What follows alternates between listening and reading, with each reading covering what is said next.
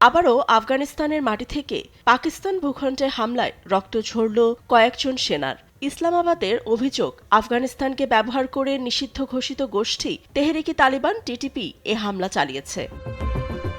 ঘটনাটি ঘটেছে খাইবার পাখতুনখাওয়ার উত্তর ওয়াজিরিস্তানের বোয়া এলাকায়।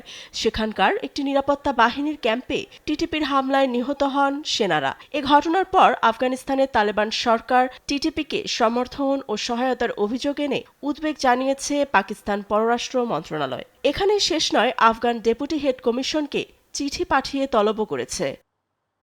আফগানিস্তানে টিটিপির অনেক ঘাঁটি আছে এবং দেশটির আশ্রয় প্রশ্রয়েই আছে তারা, যা আন্তর্জাতিক ও পাকিস্তানের নিরাপত্তার জন্য হুমকি।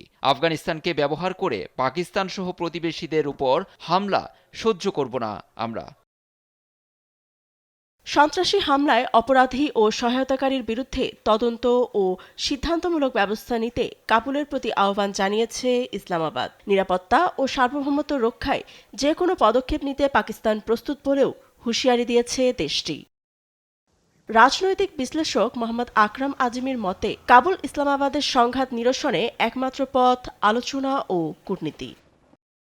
আমাদের প্রতিবেশী বেশিরভাগই মুসলিম রাষ্ট্র। জাতীয় স্বার্থে আঘাত না হানলে আফগানিস্তান কখনোই যুদ্ধে জড়াবে না। তবে কোনো দেশ কাবুলের বিরুদ্ধে আগ্রাসনের চেষ্টা করলে দাঁতভাঙা জবাব দেবে তালেবান সরকার।